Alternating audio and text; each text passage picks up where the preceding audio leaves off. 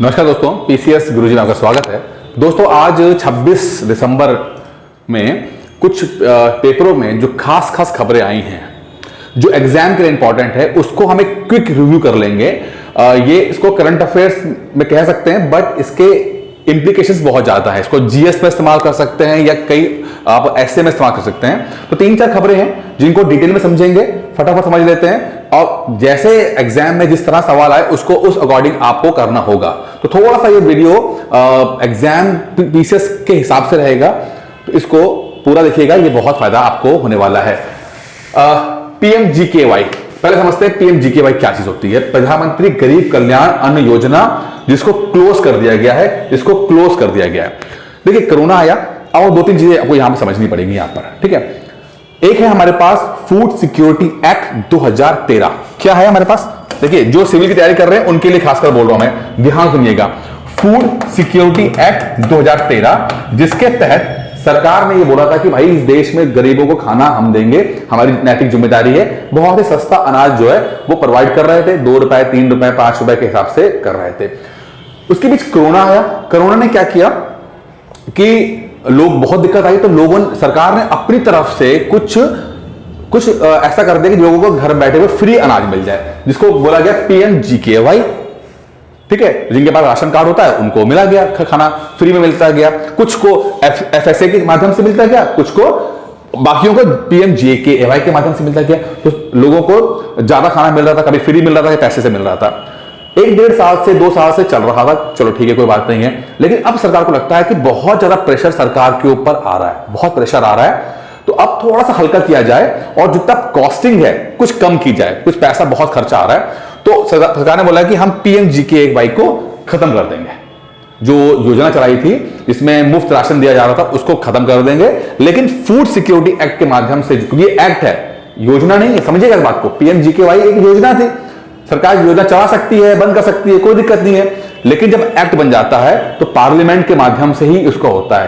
तो food security act के माध्यम से सरकार को राशन देना ही देना है, ठीक है। सरकार ने यह बोला है कि 1 जनवरी 2023 से लेकर 31 दिसंबर 2023 तक हम जो है लोगों को फ्री में राशन देंगे, और वो सब होगा एफएसए 2013 के एक्ट के माध्यम से होगा। और इसको हम क्लोज कर देते हैं, और ये जो राशन बचेगा, इससे जो पैसा बचेगा हम उसको मार्केट में लगाएंगे, और जो मार्केट में जो ट्रेडर्स है वो राशन खरीद सकें या बाकी तरीके से। सरकार अपने आप में फिलहाल कहिए कि थोड़ा सा प्रेशर कम करना चाहती है, ठीक है। तो ये एक मोटा मैंने पिक्चर दे दी है। एग्जाम में कैसा आएगा आपको समझना है, ये मैंने बहुत जल्दी में आपको मोटा आपको बता दिया।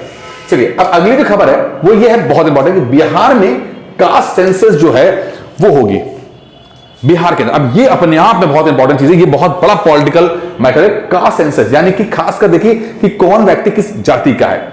हमारे देश में सेंसस होता रहता है, जैसे 2001 का हुआ, 2011 का हुआ, ऐसे लगातार होते रहते हैं। कास्ट सेंसस को लेकर मकसद था कि ये होनी चाहिए कि नहीं होनी चाहिए। अभी तक हमने सिर्फ देखा कि भाई पुरुष कौन सी है, महिला कौन सी है, कितना लिटरेसी रेट है, साक्षरता दर कितना है, घर में टीवी है, फ्रिज है, क्या है, इन सबकी जनगणना होती है। लेकिन कास्ट सेंसस को लेकर हमेशा से ही ये मसला रहा है। मसला ये है कि कुछ पॉलिटिकल पार्टीज नहीं चाहती हैं कि कास्ट सेंसस हो जाए, कि कितने लोग कितनी जाति में, किस जाति के हैं, एससी में कितने हैं, ओबीसी में कितने हैं, सवर्ण कितने में आते हैं। अब ये इतना बड़ा पॉलिटिकल मैटर है, ठीक है। अब पॉलिटिकल मैटर ये है कि अभी तक क्या है कि जो लोग इसके फेवर में हैं कि भाई कास्ट सेंसस होना चाहिए, खासकर ओबीसी वाले, जो इसको लेकर ओबीसी वाले ज्यादा बोलते हैं कि भाई ओबीसी का सेंसस होना चाहिए। मतलब जितनी जातियां, जितना हमें परसेंटेज बताया गया है हम उससे ज्यादा हैं। अभी बोला गया कि 27% के आसपास है, लेकिन ऐसा नहीं है। उनको कहते हैं कि हम मोर देन 50% पॉपुलेशन है वो ओबीसी के अंदर आती है, ठीक है। अब जो अपोज करते हैं वो कहते हैं कि अगर हम कास्ट सेंसस करेंगे, ओबीसी सेंसस करेंगे, तो इसमें डिवाइड बढ़ जाएगा, लोग जाति में डिवाइड हो जाएंगे कि नहीं भाई ओबीसी को लेकर, और इसको पॉलिटिकल गेम हो जाएगा। लेकिन एक प्रॉब्लम ये भी है, देखिए प्रॉब्लम नहीं कहूंगा, एक मजबूरी ये भी है कि जो रिजर्वेशन मिलता है ओबीसी को, ठीक है, 27% रिजर्वेशन है। बीपी मंडल कमेटी जो वगैरह बनी, उन सब ने बोला है कि भाई ऐसा है, हमारे पास डेटा नहीं है। जब ओबीसी सेंसस की बारी आई थी तो कमिटीज ने कहा था कि हमारे पास डेटा नहीं है, हम बता नहीं पाएंगे कि कितना ओबीसी है और कितना रिजर्वेशन दिया जाए। तो उन्होंने बहुत मोटा मोटा समझिए, जो बहुत ही बस रफ तरह का एक डेटा था, उसके माध्यम से एक मोटी मोटी पिक्चर क्रिएट की। और जो बीपी मंडल साहब थे, जो मंडल कमीशन से कहते हैं, उन्होंने बोला कि ऐसा है कि चलो 27% रिजर्वेशन दे देते हैं, 27% रिजर्वेशन दे देते हैं, लेकिन हमारे पास डेटा सही नहीं है। हम सरकार से बोलते थे कि इसका सेंसस कराओ कि 50% है, 60%, 70%, कितने परसेंट है, ठीक है। अगर मान लो ओबीसी 50% है जैसा वो कहते हैं, तो रिजर्वेशन भी उसके अकॉर्डिंग होना चाहिए। और अगर ओबीसी 27 से कम होकर 20% है, तो रिजर्वेशन उसके हिसाब से होना चाहिए। तो यहां पर पॉलिटिकल एंगल भी है, जहां पर कुछ पार्टियां जो कि ओबीसी बेस्ड पार्टियां हैं, ओबीसी पे डिपेंड जाता है राजनीति को लेकर, वो चाहते हैं कि सेंसस हो। तो बिहार में नीतीश कुमार है और आरजेडी है, वो चाहते हैं कि कास्ट सेंसस हो। लेकिन वही जो बीजेपी है, वो इसके अगेंस्ट में, उनको लगता है कि अगर कास्ट सेंसस होता है तो नुकसान होगा। तो पॉलिटिकल एंगल हो गया, लेकिन कानूनी भी है कि रिजर्वेशन जो है वो कितना दिया जाए। ऐसा तो नहीं है कि पॉपुलेशन बहुत कम है, रिजर्वेशन ज्यादा दे रहे हैं, या पॉपुलेशन बहुत ज्यादा है और रिजर्वेशन बहुत कम दे रहे हैं। तो इसका जो है कम से कम बिहार में तो स्टार्ट हो चुका है। ऑल ओवर इंडिया में कब होगा अभी नहीं पता, ये एक पॉलिटिकल मैटर रहेगा। अगला है इंटरनेशनल ईयर ऑफ मिलेट्स जो है वो 2023 को यूएन का हर साल एक ईयर निकलता है कि भाई वर्ष 2022 की साल में होगा, 23 को हम क्या बनाएंगे, तो वर्ष 2023 है वो मिलेट्स पे रखा जाएगा। मिलेट्स का मतलब ज्वार, बाजरा, मोटा अनाज, ठीक है। अब आपने कई बार नाम सुना होगा कि आजकल सब मोटे अनाज को लेकर बहुत ज्यादा वो है। मोटे अनाज, अभी मोदी जी ने पार्लियामेंट का सेशन स्टार्ट हुआ, विंटर सेशन, उसके अंदर एक जो ऑल पार्टी मीटिंग की, तो उसके अंदर ऑपोजिशन पार्टी के जो हेड थे खड़गे साहब, उनको बुलाया और ये मोटा अनाज मिलेट्स वाली दावत दी गई। मिलेट्स जो है, अब समझिए कि भारत सरकार ने 72 देशों के साथ मिलकर एक प्रोग्राम चलाया और यूएन को बोला कि आप वर्ष 2023 को इंटरनेशनल ईयर ऑफ मिलेट्स घोषित करो, ठीक है। अब इसमें क्या होगा कि जो अगला साल रहेगा वो पूरा मिलेट्स के ऊपर काम होगा, मोटे अनाज के ऊपर काम होगा। मोटे अनाज अब ऐसा माना जा रहा है कि हमारे जितना न्यूट्रिशन को लेकर समस्याएं हैं, पोषण को लेकर समस्याएं हैं, क्योंकि आपको पता ही है कि भारत जो है वो कुपोषण में 105वें नंबर पे है। भूख नहीं है, भूख अलग चीज होती है, कुपोषण के अंदर कि खाना तो खा रहे हैं बट न्यूट्रिशन लेवल उतना अच्छा नहीं है। तो अब कुपोषण को लेकर जो समस्या है उसका समाधान कैसे होगा, तो अब आज हाल फिलहाल में लगता है कि मिलेट्स के माध्यम से हो जाएगा, ज्वार, बाजरा वगैरह, ठीक है। अब इनमें अच्छी बात क्या होती है, अच्छी बात ये होती है कि ये जो बीज होते हैं ज्वार, बाजरा, ठीक है, ये बहुत ही हार्श कंडीशन के अंदर, मुश्किल कंडीशन के अंदर भी पैदावार अच्छी हो जाती है। जैसे कि गर्मी ज्यादा होगी तो 40-45 डिग्री तक में सर्वाइव कर जाते हैं, पानी बहुत कम चाहिए, ड्रॉट फ्री होते हैं, ये बीमारी भी लगती नहीं है और इनमें न्यूट्रिशन वैल्यू भी ज्यादा होती है। तो सरकार को लगता है कि अगर ये चीज हमारे खाने में आ जाएगी, अगर हम मिड डे मील के अंदर इसको ला देते हैं, तो हमारा जो कुपोषण का जो एक बहुत खराब चल रहा है उसको सुधार कर सकते हैं। तो अगला साल जो रहेगा मिलेट्स के ऊपर रहेगा और सरकार की योजना के तहत, चाहे मिड डे मील हो, चाहे नॉर्मल जो फूड सिक्योरिटी एक्ट के माध्यम से खाना बट रहा है उसके अंदर भी इसको डालेंगे। अब इससे ये होगा कि मिलेट्स की खेती बहुत ज्यादा तेजी से प्रमोट होगी और जो लोग ज्यादा से ज्यादा खेती करेंगे, क्योंकि इनको फर्टिलाइजर कम चाहिए, पानी कम चाहिए, मुश्किल कंडीशन में रह सकते हैं, पेस्टिसाइड्स कम चाहिए, तो सरकार का बहुत सारा पैसा बच जाएगा इसके अंदर। अब अगला टॉपिक है, बहुत इंपॉर्टेंट है, राजकोषीय घाटा जो है सरकार कोशिश कर रही है कि 6.4 के आसपास रखे। राजकोषीय घाटा यानी कि फिस्कल डेफिसिट, डेफिसिट मतलब घाटा कम, यानी कि इनकम से कम होना, हमने जितना कमाया उससे ज्यादा गवाया, वो होता घाटा। और फिस्कल राजकोषीय कि सरकार जो है एक साल में जितना कमा रही है उससे ज्यादा वो अपना खर्चा कर रही है, जो कि लगभग 6.4% है जीडीपी के अपने 6.4 मतलब जीडीपी का जितना साइज है उसके 6.4% तक रखी जाएगी अपने आप को।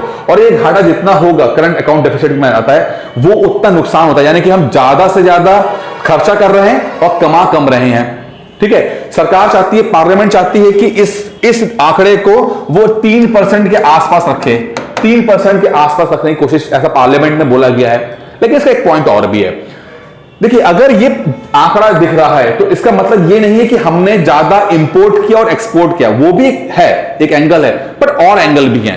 हो सकता है हमने ऐसी जगह पर इन्वेस्टमेंट कर दिया हो जहां पर रिटर्न्स बाद में आएंगे, जैसे सिक्योरिटी के अंदर हमने बड़े बड़े जहाज खरीद लिए, रफाल खरीद लिया, और चीजें भी खरीद ली, तो हमारा इन्वेस्टमेंट ज्यादा हो गया।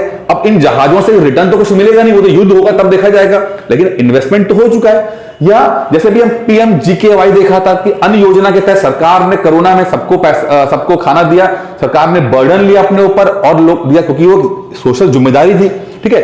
तो यहां पर सरकार का खर्चा हो गया, ठीक है। या सरकार ने कुछ ऐसे प्रोजेक्ट्स में काम किया जैसे कि आपका इंफ्रास्ट्रक्चर होते हैं, सड़कें हैं, एयरपोर्ट है। अब यहां पर पहले इन्वेस्टमेंट होता है, रिटर्न बाद में आता है। तो हो सकता है सरकार ने ऐसी जगह पर इन्वेस्टमेंट किया हो जहां पर ऐसे प्रोजेक्ट हो जहां पर गैस स्टेशन पीरियड जो होता है वो बाद में आएगा इसके अंदर।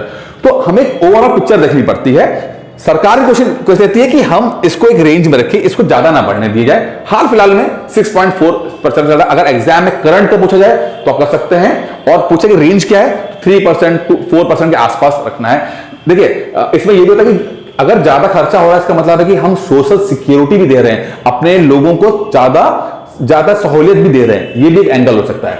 अच्छा, अब एक और इंटरेस्टिंग है, डेट टू जीडीपी रेशो, बहुत इंपॉर्टेंट है। डेट टू जीडीपी रेशो जो भारत का फिलहाल 89% में 2021 के आंकड़े के हिसाब से हाल फिलहाल में 84 की कोशिश की जा रही है। इंडिया का क्या है 18, डेट टू जीडीपी रेशो जो 89 पर है। सवाल तो अपने आप में यह बन जाएगा कि भैया इंडिया का डेट जो है से और जीडीपी रेशो कितना है, तो 89, 2021 का आंकड़ा 22 में चेंज हो जाएगा। देखिए ये है क्या, इसका मतलब है कि हमने कितना पैसा उधारी लिए है अपने को काम करने के लिए, मतलब कितना कमाया जीडीपी है और कितना हमने उधारी ली है। हमारे जीडीपी का कितना % हमने उधार लिया हुआ है। अपनी जीडीपी का 5 ट्रिलियन इकोनॉमी से कहते हैं, या 3.5 ट्रिलियन इकोनॉमी हमारी तो है ही है। ये 2.5 ट्रिलियन इकोनॉमी के ऊपर हमने कितना लोन लिया है लॉन्ग टर्म में, तो हमने लगभग 89% लोन लिया हुआ है। 89% लोन लिया हुआ है, ठीक है, समझिएगा इस बात को, मतलब हमारे पास लोन ज्यादा है। वर्ल्ड बैंक बोलता है कि 77% अगर रहेगा तो ठीक है, मतलब इस लेवल तक सही है, मतलब एक मोटा मोटा आंकड़ा दिया हुआ है। 70 कोशिश करनी चाहिए कि हर सरकार को 77% तक का अपना लेवल रखना चाहिए, वो अच्छा रहेगा, ठीक है। उसके बाद थोड़ा इकोनॉमी दिक्कत करने लगती है, ठीक। लेकिन यहां पर एक एंगल और भी है। अब रशिया को देखते हैं तो यहां पर रशिया का जो आंकड़ा है वो 20% के आसपास है। तो आप कहोगे कि यार रशिया की इकोनॉमी, तो रशिया जो है इंपोर्ट बहुत कम कर रहा है, ठीक है, उसने लोन बहुत कम लिया हुआ है अपने एक्सपोर्ट करने, अपने काम करने के लिए लोन बहुत कम लिया हुआ है, ठीक है। तो लेकिन रशिया की इकोनॉमी बहुत स्ट्रांग कहोगे नहीं, मैं कई एंगल्स में एक एंगल बता रहा हूं आपको मैं। या जापान में ये जो आंकड़ा है ये लगभग 225% है, 227% है। तो जापान की इकोनॉमी 227% ले रही है, रशिया की इकोनॉमी 20% के ऊपर है। तो आप कहोगे कि यार जापान की इकोनॉमी तो कोलैप्स हो सकती है। जैसे ग्रीस की इकोनॉमी में, ग्रीस में ये आंकड़ा 160% पहुंच गया था और 160% पे ही ग्रीस जो डिफॉल्ट हो गया। लेकिन जापान 227% पे भी डिफॉल्ट नहीं कर रहा है, यानी कि दिवालिया नहीं घोषित हो रहा है। तो इसमें एक फैक्टर है, मतलब कि हमने कितना उधारी लिया हुआ अपने जीडीपी का। तो सरकार ने कहा कि हाँ, किसी का इकोनॉमी, कोई इकोनॉमी अच्छा कर रही है या बुरा कर रही है, उस पर कई फैक्टर हैं, उसमें ये भी एक फैक्टर है। तो वर्ल्ड बैंक बोलता है कि 77% के आसपास रखो तो ठीक है यार, ठीक है। इंडिया का 89% है क्योंकि इंडिया ने जो अपने सोशल जो इन्वेस्टमेंट किया है, कोरोना के टाइम में बहुत सारा पैसा खाने पे लगाया और कंपनीज को बहुत ज्यादा फंड किया इन्हें, इस कारण से ये पैसा बढ़ गया। अब इंडिया कुछ कम करने की कोशिश कर रही है। यही कारण है कि PMGKY योजना जो है बंद हुई है, इसलिए इसको हम लोग चाहते हैं कि 84% के आसपास पहुंच जाए के अंदर। तो ये कुछ 4-5 टॉपिक है दोस्तों जो कि मुझे लगता है कि एग्जाम के लिए इंपॉर्टेंट है। करंट अफेयर्स का मैं लगभग सोचूंगा कि रोज आपको एग्जाम ओरिएंटेड जो भी चीजें फटाफट क्यों रिवाइज कर दूं कि अगर वो क्वेश्चन प्री में आ रहे हैं या मेंस में आ रहे हैं आप उसको समझ पाओ, मोटा मोटा आपको पॉइंट भी दे दूंगा। फिलहाल क्रैश कोर्स जो है वो 150 डेज का जो क्रैश कोर्स है वो लॉन्च कर दिया गया। क्रैश कोर्स है यूपीपीसीएस के लिए है, ठीक है, 2023 के प्री के लिए है ये, ठीक है। इसके लिए आपको वीडियो, ठीक है, वीडियो प्लस पीडीएफ और टेस्ट सब कुछ दिया जा रहा है इसके अंदर, ठीक है। इसकी फीस जो रखी है हम लोगों ने वो मात्र 2,999 रुपए रख दी गई है, बहुत कम है। सब हर चीज हम लोग करके देंगे इसके अंदर, आपको फाइल पढ़ना ही पढ़ना है, ठीक है। इसके लिए आप 9919521555 पर कॉल करके जानकारी ले सकते हैं, 555, ठीक है। बाकी दोस्तों इस वीडियो में इतना ही था, उम्मीद करता हूं वीडियो पसंद आया होगा। धन्यवाद।